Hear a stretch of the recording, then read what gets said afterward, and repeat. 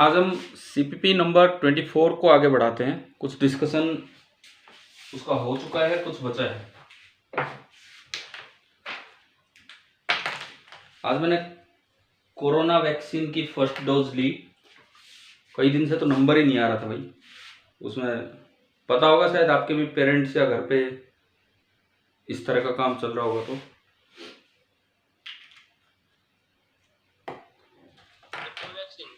आपके mummy papa ले चुके हैं कोरोना वैक्सीन?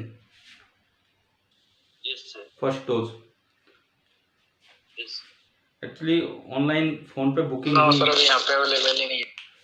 नहीं, यहाँ थी अवेलेबल कनीना में। और अच्छी बात ये थी कि बिना फोन की स्लॉट लिए, बिना कोई रजिस्ट्रेशन के डायरेक्ट वहाँ गए और उन्होंने रजिस्ट्रेशन कर दिया हॉस्पिटल में। कुछ दिक्कत नहीं है, थोड़ा दर्द है, थोड़ा सा फीवर आया था शाम के टाइम, अभी बस ये था। बाकी चलो ठीक है, अभी आपका भी नंबर आएगा, आप लोगों का भी। वैक्सीन के बाद क्या वैक्सीन लेने के बाद फीवर है? थोड़ा सा हमारा नंबर क्या है? वैक्सीन लेने के बाद तुरंत नहीं, कुछ घंटों बाद हल्का सा फीवर आया था। और फिर उस समय तो बिल्कुल दर्द नहीं हुआ, लेकिन बाद में अभी ये हाथ टाइट सा हो रहा है और कुछ नहीं है। इतना तो होता भी है, इतना तो होता भी होगा शायद किसी भी वैक्सीन में। तो चले, हम बस वही था कि अगर ज़्यादा फीवर वगैरह होता, क्योंकि कुछ एक केसेस में कभी कभी आ जाते हैं, तो शायद हम ये शाम वाली क्लास आज ना भी ले पाते। लेकिन अभी ऐसी कोई प्रॉब्लम नहीं है, तो हम अपना काम स्टार्ट करते हैं। सीपीपी नंबर 24 में जहां तक मुझे याद है हम क्वेश्चन नंबर 18 तक कर चुके थे, वो एन प्लेट वाला। यहां तक डाउट्स ले चुके थे, ठीक है भाई। क्वेश्चन नंबर 19 में बताओ डाउट है तो वो 3 स्विच डाउट है, ठीक है। देखो 19 में आपको बताता हूं, क्वेश्चन नंबर 19 आज मैंने आपको अगला असाइनमेंट दे दिया उसमें। हाँ। और एडिशनल होमवर्क के रूप में दोनों चैप्टर ही कंप्लीट है। आप एनसीईआरटी चैप्टर 2 से छाट लेंगे अपने आप कैपेसिटेंस वाले क्वेश्चंस। पोटेंशियल के तो कर ही रखे हैं आपने, यस सर, है ना? सर ट्राई कर लेंगे। हाँ, पोटेंशियल आपने कर ही रखे हैं, तो आप देख लो अपने अकॉर्डिंग जो भी उसमें करना है। और एचसीवी का चैप्टर 31 भी अपना पूरा कीजिए। अब आगे आगे कुछ क्लासेज में डिस्कशन का पार्ट ज्यादा रहेगा, और उसके लिए केवल शाम की क्लास ही नहीं होगी डिस्कशन, समझ गए हो ना? वो जो दिन में आता है मेन टाइम, तो 1 घंटा 20 मिनट, तो मैं आपको बता दिया करूंगा कि कितना काम करना है। कल तो नहीं, कल तो हम कुछ पढ़ रहे होंगे उसमें आगे। ये C1 है 2 पिकोफेराड, C2 है 3 पिकोफेराड। मैं जब आज वैक्सीन लगवाने गया तो मेरे बाद जिन 3 का नंबर था, कनीना के ही थे वो, तो 2 जेंट्स एक लेडी। मैं घर पहुंचा हूं तब तक तो उन्होंने फेसबुक पे अपनी वो पिक डाल रखी थी कि वैक्सीन लेते हो, तीनों ने अलग अलग।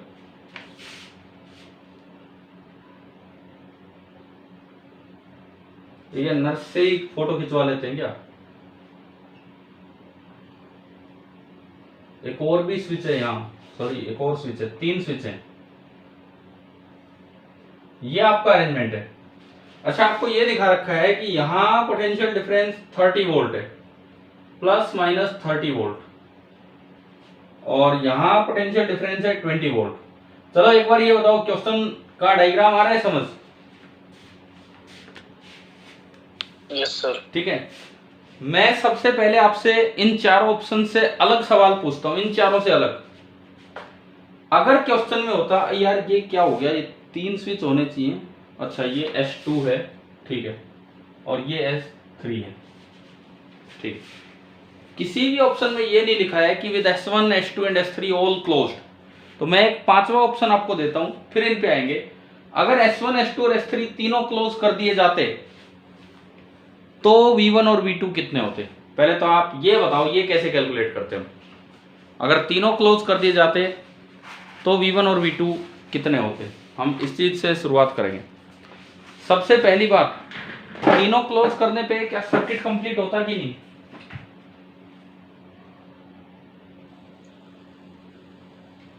हाँ जी बताओ, तीनों क्लोज करने पे ये सर्किट कंप्लीट होता या नहीं होता?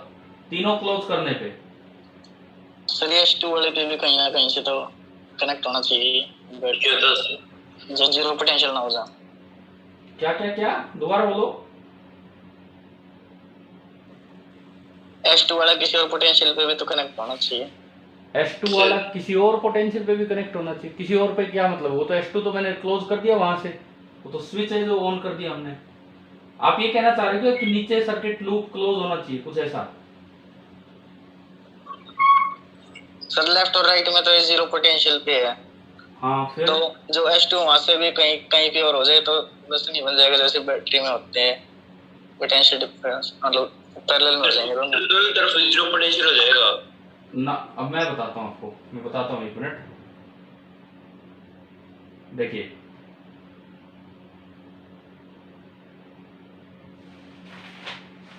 देखो सुनो, इसमें सबसे पहली बात, अगर S1, S2 और S3 तीनों क्लोज कर दिए जाए, जैसा कि कोई ऑप्शन नहीं है, तो इसका मतलब ये है कि ये सर्किट ऐसा हो जाना है, एक ये कैपेसिटर, एक ये कैपेसिटर।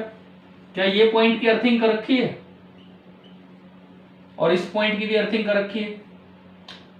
तो ये पॉइंट भी 0 वोल्ट पे है और ये पॉइंट भी 0 वोल्ट पे है। शायद मैंने एक दिन आपको किसी सीपीपी के क्वेश्चन के थ्रू एक बात बताई थी कि एक अलग सर्किट में अगर डिफरेंट पॉइंट्स की अर्थिंग हो तो it means these are connected by ये सिंगल वायर। अगर किसी सर्किट में अलग अलग पॉइंट्स की अर्थिंग हो तो इसका मतलब ये और ये सेम पोटेंशियल पे हैं, तो इसका मतलब इनके बीच में क्या जोड़ देना आपको? एक कनेक्टिंग वायर सिंपली ज्वाइन कर देनी है ना। समझ आ गया क्या है? तो भाई क्या सर्किट कंप्लीट हो गया कि नहीं? सर्किट चार्ज फ्लो के लिए, चार्ज फ्लो के लिए पाथ बना। अब देखो, चार्ज फ्लो तो जब होगा जब यहाँ पे कोई और नहीं, चार्ज फ्लो तब होगा जब पहले से चार्ज था। ये मैंने आपको सिखाया है। क्या ये इनिशियली चार्ज कैपेसिटर है कि नहीं? बताओ। Yes sir. हमने पहले भी एक दिन 3 कैपेसिटर का सवाल लिया था, जो आज मैंने शायद आपको असाइनमेंट में अगले मिनट बना के भी डाला है। इनिशियली चार्ज कैपेसिटर अगर होते हैं तो कोई अलग से बैटरी की जरूरत नहीं होती है चार्ज फ्लो करवाने के लिए, वही फ्लो करने लग जाता है जब तक कि पोटेंशियल सेम ना हो। पढ़ाया था ना? ठीक है। तो देखो इस पे बताओ कितना चार्ज है। CV 30 × 2 60 पिकोकुलम और इधर -60 पिकोकुलम। यहां कितना? 20 × 3 60 पिकोकुलम एंड इधर -60 पिकोकुलम। यानी कि बिफोर कनेक्शन आपको ये चार्जेस दिए गए हैं कि इतना आ गया समझ। और मान लो आफ्टर कनेक्शन पूरे में क्यू चार्ज फ्लो कर गया। करवाए थे पहले ऐसी चीज? इनिशियली चार्ज कैपेसिटर्स के 3 दिए थे हमने, 3 का कनेक्शन करवाया था ना। ठीक है। अगर क्यू चला गया, इस पे 60 था, क्यू गया, कितना बचा? 60 - क्यू। नीचे कुछ है नहीं, नीचे कुछ नहीं है। यहां पे -60 था और क्यू आ गया, तो यहां बना -60 + क्यू। ये 60 है और इसमें से क्यू चला गया, 60 है और इसमें से क्यू चला गया, तो यहां कितना बचेगा? 60 - क्यू। और यहां क्यू आ गया और ये -60 था, तो यहां भी कितना आया? -60 + क्यू। एक बार देखो क्या आमने सामने इक्वल एंड अपोजिट आ गए कैपेसिटर्स पे? Yes sir. क्या मैं इसको लिख सकता हूँ माइनस कॉमन लेके 60 - क्यू? Yes sir. है ना। मैं अभी कर रहा हूं चेंज, ये माइनस कॉमन लेके और ये बन गया 60 - क्यू। ये भी ऐसा ही है, सामने माइनस कॉमन लेके और ये बन गया 60 - क्यू। चलो भाई, ये हमने फाइनल स्टेडी स्टेट लिख दी। स्टेडी स्टेट कि जब फाइनली सब कुछ बैलेंस हो चुका है। अच्छा, तो इसमें देखो अब यहां बताओ पोटेंशियल डिफरेंस कितना हो गया? ये प्लस, ये माइनस, चार्ज है 60 - क्यू अपॉन कैपेसिटेंस कितना? समझ गए हो? Q/C। Yes sir. ऐसे ही सेम इसमें प्लस माइनस 60 - क्यू, लेकिन इसके नीचे कितना है? 3। चलिए इसमें घूम जाओ, KVL लगवाओ। इसमें घूम जाओ, केवीएल लगाओ। पहली एंट्री माइनस से तो 60 माइनस क्यू अपॉन 3, दूसरी एंट्री भी माइनस से तो प्लस 60 माइनस क्यू अपॉन 2, और इन दोनों का जो सम है वो होना है 0। यहां से क्यू कैलकुलेट कीजिए, कितना आया? 60। अगर आप यहां से क्यू देख रहे हैं तो क्यू आ रहा है 60 पिको कूलम। क्यू आ गया 60 पिको कूलम। तो अब बताओ फाइनल चार्ज कितने हो गए कैपेसिटर्स पे? फाइनल चार्ज दोनों कैपेसिटर्स पे क्या हो गए बताओ? 0। इस पे भी नहीं, इस पे भी नहीं, और 0 हो गया तो पोटेंशियल डिफरेंस Q बाई सी भी कितना हो जाएगा? 0। क्या क्या ये पॉइंट समझ आ गया है कि अगर तीनों आप क्लोज कर देते तो इसका मतलब V1 और V2 दोनों कितने हो जाते आपके? 0। ठीक है। अब देखो सुनो, आपके ऑप्शंस देखिए। जो आपका पेपर में ऑप्शन नंबर सी है उसमें लिखा है V1 बराबर V2 बराबर 0, लेकिन उसमें दिया है only S1 and S2 close. Only S1 and S2 close करोगे तो क्या S3 अभी क्लोज हो पाए? जब तक S3 को क्लोज नहीं करोगे पाथ ही नहीं बनेगा करंट फ्लो का। पाथ ही नहीं बनेगा। पाथ तब बनेगा जब एटलीस्ट एक लूप तो बने, नहीं तो आप इसको इससे टच कर दो, इसको इससे टच कर दो, कोई भी एक आपने छोड़ दिया तो कभी भी इसमें चार्ज फ्लो नहीं हो पाएगा।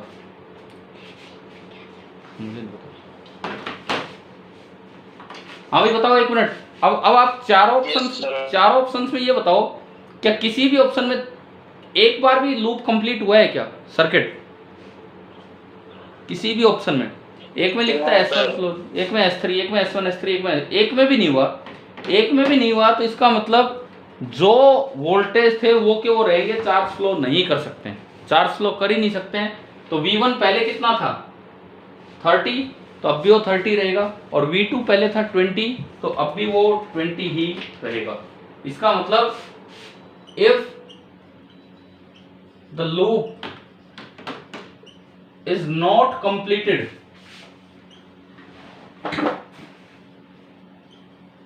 then V1 and V2 will not change। और इससे एक और बात आप याद रखो, कभी किसी कैपेसिटिव सर्किट में या किसी भी सर्किट में 2-3 अलग अलग पॉइंट्स हो जिनकी अर्थिंग दे रखी हो, किसी भी कैपेसिटिव सर्किट में 2-3 अलग अलग पॉइंट्स हो जिनकी अर्थिंग दे रखी हो, तो आपको क्या कर देना है? बोलो क्या कर देना है?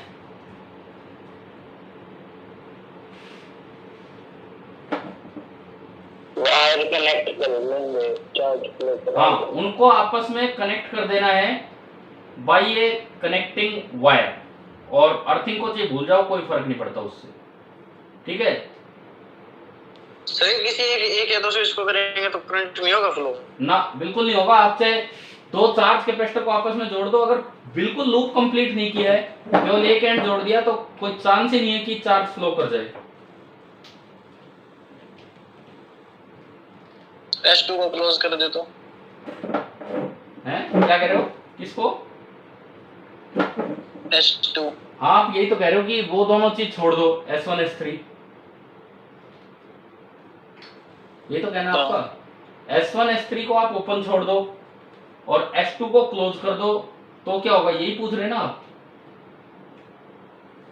Yes sir.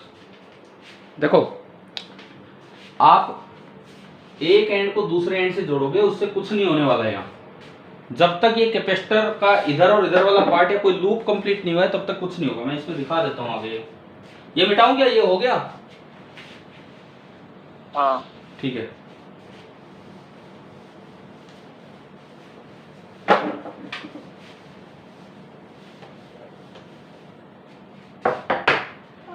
मान लो आपका ये जो चार्ज कैपेसिटर है, ये इस पे 60 पिको कूलम है और इस पे -60 पिको कूलम है।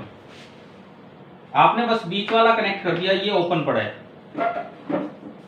दूसरा ये चार्ज कैपेसिटर है, इस पे भी 60 पिको कूलम है और इस पे -60 पिको कूलम है। ये आपने कनेक्ट कर दिए। तो आपका कहना है कि क्या कोई चार्ज फ्लो हो पाएगा, तो मुझे ये बताओ क्या इस चार्ज के पास कोई रास्ता है क्या कहीं निकलने का, इस चार्ज के पास? नहीं, इस चार्ज के बीच पास में 60 - 60 जीरो नहीं हो जाएगा? एक मिनट में बता रहा हूं आपको, इस चार्ज के पास कोई रास्ता नहीं है, इस चार्ज के पास कोई रास्ता नहीं है कहीं जाने का, ये पूरा न्यूट्रल है। आप कह रहे हो न्यूट्रल नहीं हो जाएगा, न्यूट्रल तो पहले ही है, क्या ये न्यूट्रल है कि नहीं? इतना हिस्सा न्यूट्रल है कि नहीं बताओ? है। अब एक न्यूट्रल चीज के अगल बगल अगर आप, और ये मेटल है, ये मेटल की प्लेट्स है, अगल बगल आप कोई चार्ज लेके आओगे तो बाई इंडक्शन उतना ही चार्ज इंड्यूस होता है कि नहीं?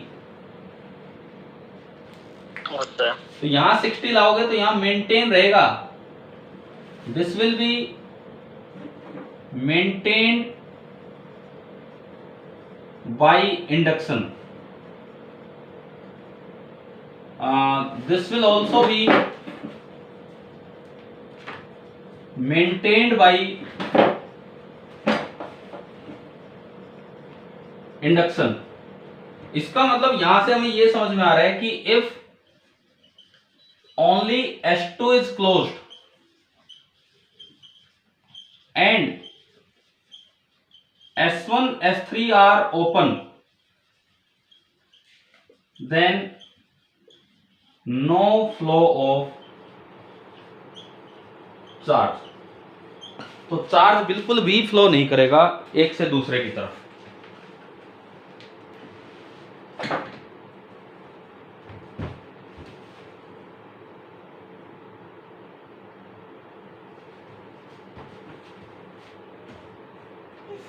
चलो भाई, क्लियर हो गया ये वाला सवाल? Yes sir. ठीक है, आगे से इनमें कोई डाउट नहीं रहना चाहिए, इस तरह के जो स्विच वाले, मतलब इस तरह के फ्लो वाले जो क्वेश्चंस हैं उनमें।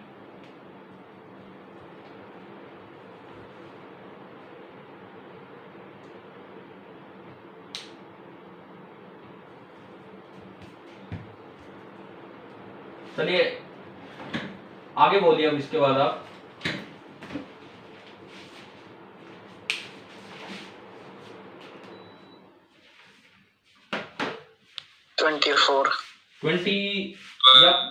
या आपका 19 हो गया, आप फोर्स एंड एनर्जी पे है 20 से 24।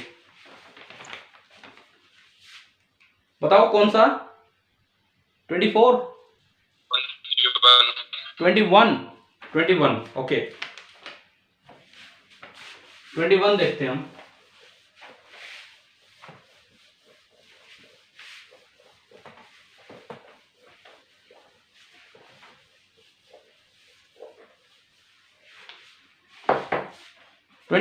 Capacitors A and B are identical.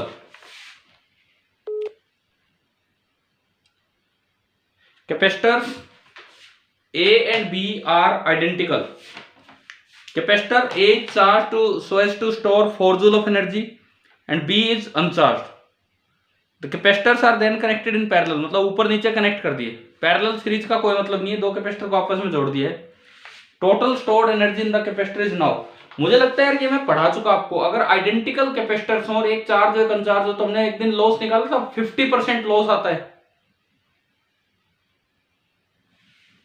करवाया था क्या बताओ? क्वेश्चन ये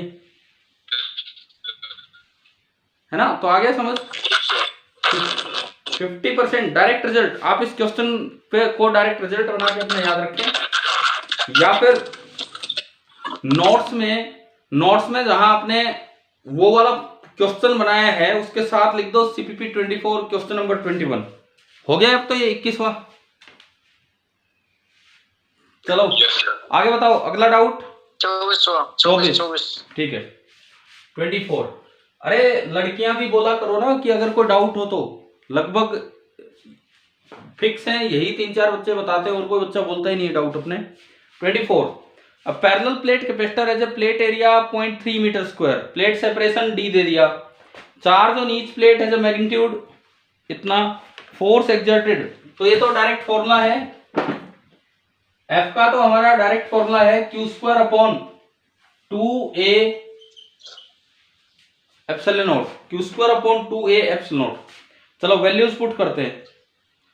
चार्ज कितना दिया है 5 इंटू 10⁻⁻6, तो ये आपका हो गया 25 इंटू 10⁻⁻12। समझ आ रहा है क्यू का square? Yes sir. Upon 2 times area. Area कितना है वो देखते हैं। एरिया इसमें कितना दिया है आपको 0.3 मीटर स्क्वायर, 0.3। अच्छा एप्सिलॉन नॉट, एप्सिलॉन नॉट कभी भी आए तो उसको आप 4 पाई एप्सिलॉन नॉट से उसकी वैल्यू लिखा करो। भाई हम जानते हैं 1/4 पाई एप्सिलॉन नॉट कितना होता है 9 इंटू 10⁻9। तो 1 एप्सिलॉन नॉट कितना होगा 9 इंटू 10⁻9 इंटू, ये एरिया का स्क्वायर कर दिया था मैंने गलती से। चलो कोई नहीं, और भी बच्चे पूछ रहे थे मैं बता देता हूं। तो 1/एप्सिलॉन नॉट की जगह आपने रखा 9 इंटू 10⁻9 और इंटू 4 पाई।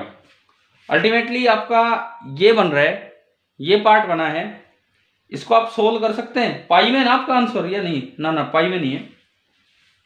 तो देखो इसको अगर आप सिंप्लीफाई करोगे तो ये बनेगा 1.5 इंटू पाई न्यूटन। अब देख लो ये बनेगा, और पाई नियरली होता है 3.14, 15 3 45, 4.5 से ज्यादा। तो ये नियरली कितना आ जाएगा आपका 5 न्यूटन। अभी बताओ क्या ये समझ आ गया है क्या? Yes sir. ठीक है, तो आगे बढ़ते हैं। अब दूसरे सीपीपी की तरफ हम चलते हैं।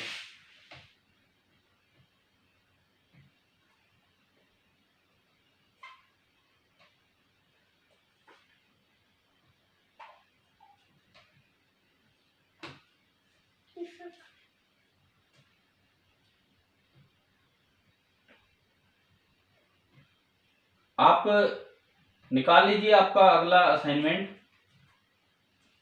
मतलब उसमें जो डाउट्स हैं उन पे हम चल रहे हैं।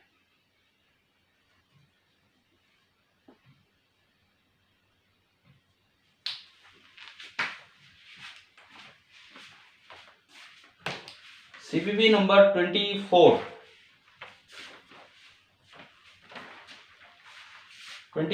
तो हो गया ना, अभी 25 24 तक हो गए। क्वेश्चन नंबर 24 तक बताओ, ये आगे डाउट बोलो। 27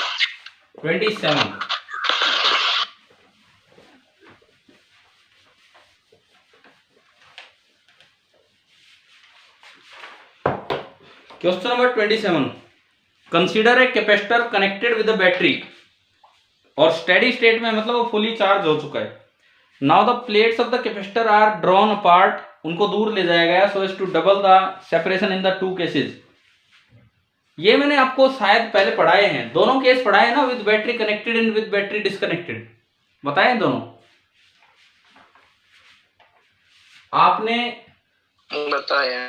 ठीक है, मैं एक बार फटाफट इसको डिस्कस कर देता हूं। सबसे पहले battery remains connected, case first में अगर आप बैटरी को कनेक्ट रख के और इनको दूर ले जाते हो डबल सेपरेशन पे, कैपेसिटेंस कितना हो जाएगा डबल सेपरेशन पे ले जाने पे?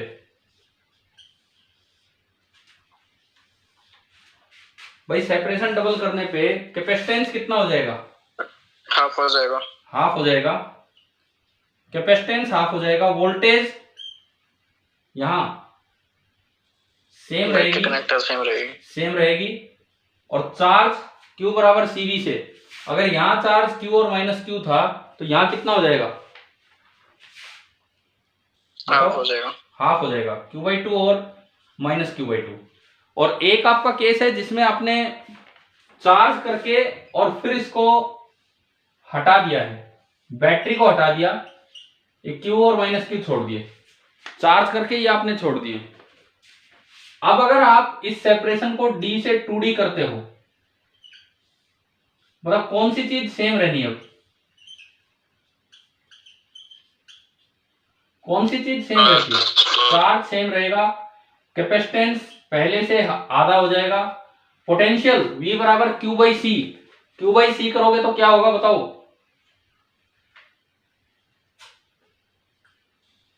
बोलो। Q बाई सी करोगे तो ये डबल हो जाएगा कि नहीं, सी ऑफ होने के कारण। ठीक है, कोई डाउट इसमें बताओ, यहां तक कोई डाउट? अब ये सुनो, पहला A, in case first energy of capacitor increase, मैंने एनर्जी भी सिखाया था। जब बैटरी कनेक्टेड हो तो एनर्जी इससे देखनी चाहिए हाफ सी वी स्क्वायर, और जब बैटरी डिस्कनेक्टेड हो तो एनर्जी इससे देखनी चाहिए Q square by 2c। V constant है और सी कम हो गया, सी कम हो गया तो एनर्जी कम होगी। क्यू कांस्टेंट और सी कम हो गया, डिनोमिनेटर कम हो गया तो एनर्जी बढ़ गई। तो आप ये बताओ, क्या ये दो पार्ट समझ आ गए? अब देखो, पहला ऑप्शन कहता है कि पहले केस में एनर्जी इंक्रीज होगी, नहीं, यहां तो डिक्रीज हो रही है। ठीक है, सी ऑप्शन कहता है, सी ऑप्शन कि केस सेकंड में एनर्जी इंक्रीज होगी, क्या इंक्रीज हो रही है कि नहीं?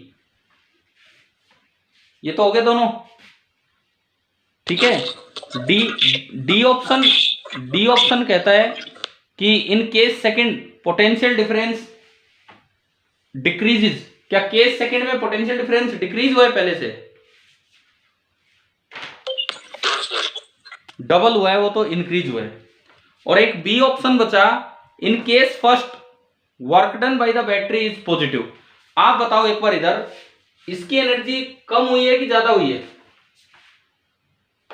चलो एनर्जी छोड़ो, एनर्जी छोड़ो, एनर्जी छोड़ो, इस पे चार्ज कम हुआ है कि ज्यादा हुआ है? चार्ज कम हुआ है। चार्ज कम हुआ है तो इसका मतलब कुछ चार्ज निकल गया। कितना चार्ज निकल गया बताओ, कितना चार्ज इधर से इधर गया है? हाफ। Q/2 चार्ज अगर बैटरी के पॉजिटिव से नेगेटिव गया है तो बैटरी का वर्क डन पॉजिटिव है कि नेगेटिव?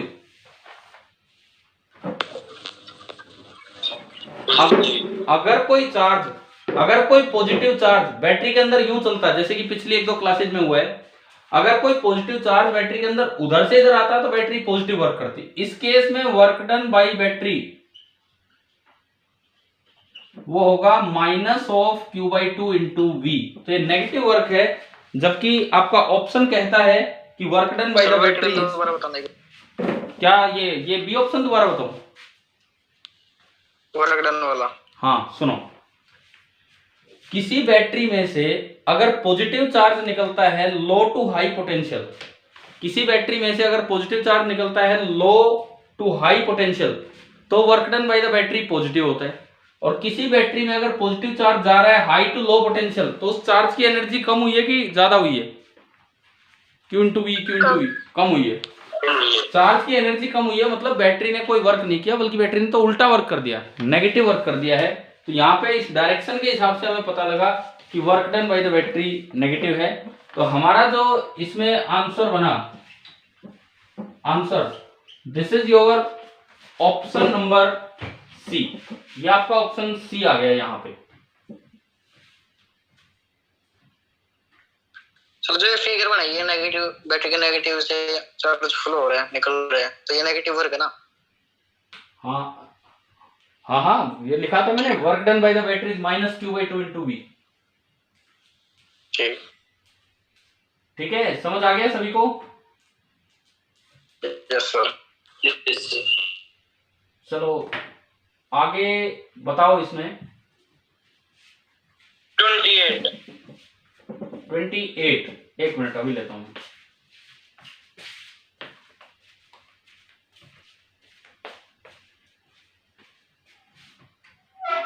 क्वेश्चन नंबर 28,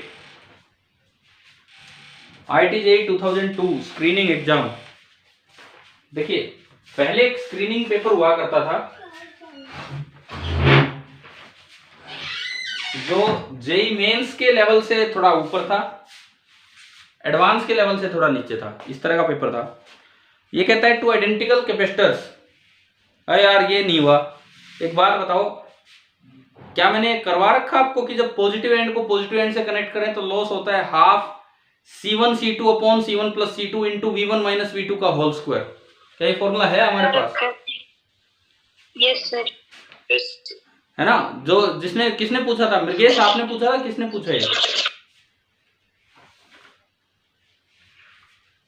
मृगेश आपका डाउट है कि किसने पूछा ये? चिराग ने।